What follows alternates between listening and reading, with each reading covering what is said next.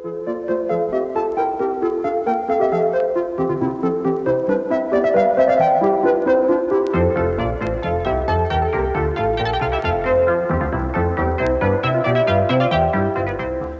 the doctor told me that I had TB and I was not going to leave the hospital even to collect my clothes and put me straight into bed, because a number of things started to happen rather quickly. The first, naturally, was that everybody came and said how sorry they were. In the same breath, they said, what are we going to do? Because St. Teresa's was there, the third home, Holy Cross, was there. Who was going to run it? Who was going to find the money? Within a fortnight, they'd moved me away from Hale right to the other end of the country to Midhurst in Sussex. So I was away from St. Teresa's. And it was quite clear to me that very soon that I didn't know how long I was going to be there. It might be a year, it might be 2 years. I might even not get out at all, or they could tell me. So I had to readjust myself, and I had to rethink. And what was happening in the committee's minds, I don't know. Now, one thing that happened was that Lee Court had already developed the crack in its foundations, and the house really was falling down. In point of fact, the crack had occurred sometime previously, and by an enormous piece of good fortune, Carnegie Fund were coming down to have a look at us, because we'd written to them and asked if they'd give us a van. We were short of transport. Of course, when we discovered the crack and knew they were coming down, we just didn't know what to do. We wondered what on earth they'd think of us. But their reaction was quite different from what we'd expected, and very humane and understanding. They looked at this crack, and instead of giving us up as hopeless, they offered to do something about it. And the upshot was, during the time that I was at Midhurst, that they agreed that they would give us a new building, completely new building. But this was to lead to a very traumatic experience for me. When everything was settled and finished, and it was agreed the money was coming, the entire money to pay the full cost of a new building, Carnegie wrote and said this was subject to one condition, and that was that I was to sign a guarantee that I would have renounce all control over Lee Court. I was to have no personal say over Lee Court whatsoever. Well, to me, this was a shock. I was shocked. I was affronted. And I sat up in bed and I wrote to the committee and I said, I was trying to say that freedom to work as we wanted was more important than money. I wrote this letter. I couldn't get it right. I had to tear it up. I started again. I wasn't very well then. And the second one didn't work, and I was getting nervous. I was getting, post time was coming up. I found I couldn't write it.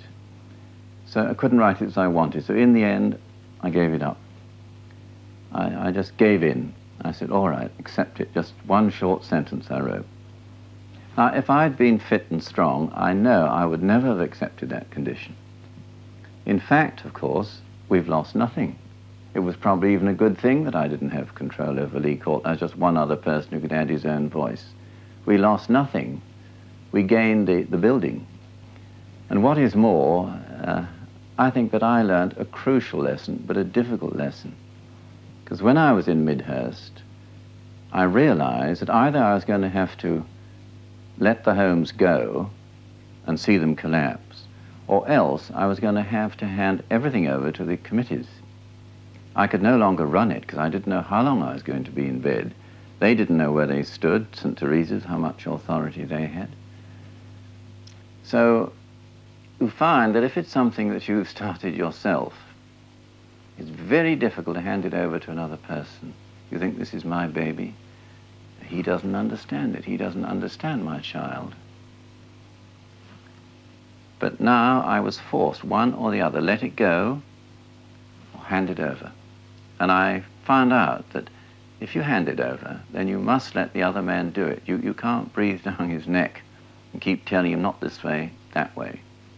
If you delegate, you must delegate. If he does it wrong, remove him. But when you delegate, leave it. It was a very hard lesson, and I owe this to Midhurst. If it had not been for Midhurst, I would never have learnt it. And if I hadn't learnt it by force, the homes would never have spread. But what about money for the running costs? That can't have been easy. Well, in a funny way, it was easy. It was never, finance never seemed a great worry, although we didn't have any. I mean, Arthur Dykes had 26 shillings a week. Granny had nothing. The hospital board gave me £2 a week for Alf. We used to get our money from selling the flowers in the garden. My mother used to send over large carloads of flowers, which I sold. I used to go around people's dustbins and pick out. I was surprised how many things people throw away that you could use, brooms and things like that I salvaged. Then there came a moment which was quite different. One day, a News Chronicle reporter turned up, and he wrote an article. And it brought in enormous response. I think we got £1,400. And what was extraordinary was that two people arrived almost simultaneously, one blind and the other not, and they said, we know you must have had a lot of letters. We've come to see if we can help you answer them. It really was a tremendous, such a personal little act. There was another moment when we had a brown paper parcel turn up, and I just put it to one side. There were so many letters. And when eventually I opened it, there was £400 in notes. And just a tiny little, anonymous, but a little written piece of paper that said, something I want to make up for, I'm sending you this money. You see, the criterion was need. And I think that in a way that perhaps is difficult for me to describe properly, I felt I hadn't chosen this. It was there in front of me. That I don't want to sound irreverent or any way, but that I could say, well, Providence has put this in my hands, therefore, as long as I do my best, I can expect Providence to help me. And I think there are moments in life where you know that you've chosen the course, and it's your responsibility, in which case you have to take the can for it. There are other cases where you feel this is not of my choosing. And in those circumstances, in your heart, you feel it will come. Another thing is that I question whether having enough money is good for you. When you haven't got money, you can only do what Providence will let you do. You can't just say, well, I'll do this, I'll do the other. You have to do the best you can. You make do with whatever you've got. You can't go out and purchase things. You say to yourself, well, can I paint this myself, instead of putting it out to contract? You're sort of paced. You're made to give of your utmost. And in a funny way, although it was a worry, you wondered what will happen next week. Have I taken on more than I can manage? In a certain way, it was a challenge, and you felt secure. But I would have thought some people would find your approach a bit chancy, a bit amateurish. Surely you must have met with opposition. There was opposition, and it worried me because I wondered in my own heart whether I was doing the right thing. People would say, well, what's the object of doing this? You're not a nurse, there's a National Health Service. I couldn't answer that except to say, but here are people that nobody can find a place for. So that I thought, well, until they do find a place for them, I must carry on. All the same, it could be argued that there were more urgent priorities. Yes, you see, the main argument was, all right, well, if you're going to do something, do it for those who can recover. Do it for children, for the young. Send them back into the world. Why take those whose lives are finished anyway? Well, I could only answer that by saying, I can't judge the priority. I mean, you can put all sorts of priorities before a man. Who can judge which is the greater? All I could see was that here was a category of person for whom nothing apparently was being done. If the others were in greater need, I accept that, but I didn't feel that was my job. And so I felt a particular affinity with those that I could see were not going to be reintegrated into normal life. And I just felt in my heart that this was my work. And perhaps obstinately, I stuck to this. At that stage, you decided, apparently completely on your own, to go off to Cornwall to start a new home. After all, Lee Court was still very insecure, wasn't it? What was their reaction at that time? Well, they were violent. There was a great disillusionment, great disappointment. They said, but look, we're foundering, we can hardly manage. And now you go and start another home. Well, all our support will disappear. I hadn't thought of that, to be honest. I'd merely thought of Michael and Hilda. The truth was that nobody in Cornwall was going to give money to Lee Court. Cornwall were not in the least interested in Hampshire, but they were interested in Cornwall. It meant everything to them.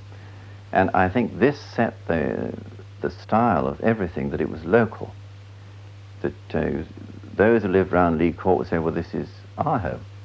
And they'd really give and work for it. Same with Cornwall. I mean, Cornwall is a county that really feels we are Cornish. And again, there was a wonderful team spirit down there that again made up for all our deficiencies, mine especially. And it was the same when we were invited to go to India. There was shock, but it never took anything away from England. It added. And no new home will ever take away from an existing home. This is right on top of it. It adds to it. So one home leads to another. Yes, and I hate using a commercial simile, but success breeds success. And if somebody goes to a home in Cornwall, sees a good home, as we've learnt so often, they get a better impression of the foundation. They may go away and start their own home.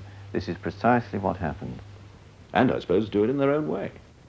Yes, you see, this is what's so nice. Everybody started completely differently. They did in those first few homes. Take St. Cecilia's and St. Bridget's. Started when I was in Midhurst. I had very little part in that, except I wrote letters and telephone calls, and when I had a couple of days off, I went to Bromley, to St. Cecilia. They did it in their own way. Again, I was a bit startled because it was different. You see, it was not my way. I thought, no, it's not right. But they were completely right. It was their own.